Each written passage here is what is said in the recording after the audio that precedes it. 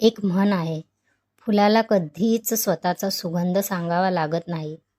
पण आयुष्यात अनेकदा आपण स्वतःची किंमतच विसरून जातो.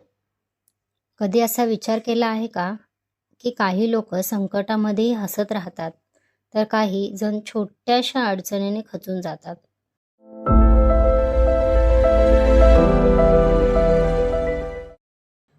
आजची गोष्ट याच प्रश्नाचं उत्तर देणारी आहे. एका गावात एक वृद्ध माळी राहत होता. त्याच्या बागेत अनेक प्रकारची फुले होती. गुलाब, जाई, जुई, मोगरा. प्रत्येक फूल सुंदर होतं. एक दिवस एका छोट्या रोपट्याने माळ्याला विचारलं, मी इतका छोटा आहे, माझ्यात काही विशेष नाही. मी कधीच त्या मोठ्या फुलांसारखा होऊ शकणार नाही. माळे हसला. तो म्हणाला, तुला गुलाब व्हायची गरज नाही. तुला फक्त स्वतःसारखं उमलायचं आहे. काही दिवस गेले. पाऊस आला, वादळ आलं, कडक ऊन पडलं. अनेक रोपे वाळून गेली. पण ते छोटं रोपटं मात्र रोज थोडंसं वाढत राहिलं. कारण त्याने दुसऱ्याशी तुलना करणं सोडलं होतं. त्याचं लक्ष फक्त स्वतःला घडवण्यावर होतं.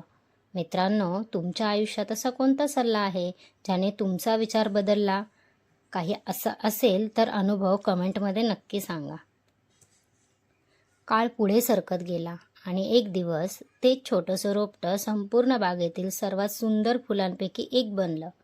मग माळी म्हणाला, यश हे एका दिवसात मिळत नाही, पण रोजची छोटी प्रगती एक दिवस मोठा फरक घडवते.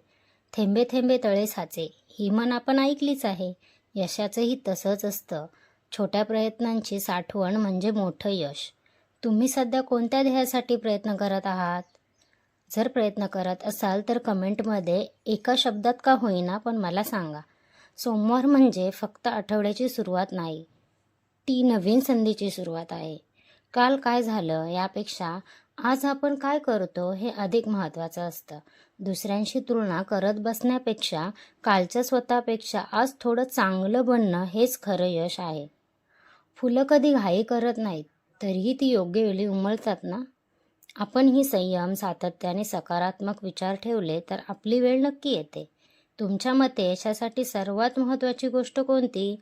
मेहनत, सातत्य की संयम? तुमचं उत्तर कमेंटमध्ये जरूर लिहा.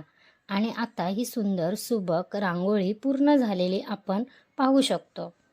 मध्यभागी असलेला आकर्षक देखणा बिंदू आपल्या ध्येयाचं प्रतीक आहे. तर चारही दिशांना पसरलेले नाजूक, साजूक, वळणदार आकार जीवनातील सततच्या प्रवासाची आठवण करून देतात. आजूबाजूला उमललेली मनमोहक फुलं आपल्याला सांगतात की प्रत्येक व्यक्तीमध्ये स्वतःचं एक वेगळं सौंदर्य आणि क्षमता असते. पांढऱ्या रंगाची प्रसन्न मणिहारी रचना शुद्ध विचारांचं प्रतीक आहे.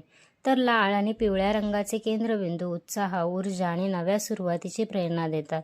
संपूर्ण रांगोळीचा संदेश एकच आहे, स्वतःशी तुलना करू नका. फक्त रोज थोडंसं उमलत राहा. प्रत्येक सोमवार हा नवीन सुरुवातीचा दिवस असतो. म्हणून या आठवड्यात स्वतःला एक वचन द्या की कितीही अडचणी आल्या तरी आपण प्रयत्न थांबवणार नाही. तुम्हाला या रांगोळीमागची कथा आणि संदेश आवडला असेल तर व्हिडिओला लाईक करा. तुमचे विचार आणि अनुभव कमेंटमध्ये नक्की लिहा. आणि अशा सुंदर, सुबक, मनमोहक रांगोळ्या आणि प्रेरणादायी कथा आणि माझे सकारात्मक संदेश यांसाठी चॅनलला सबस्क्राईब करायला विसरू नका. पुन्हा भेटूया एका नवीन रांगोळीसोबत. तोपर्यंत नमस्कार.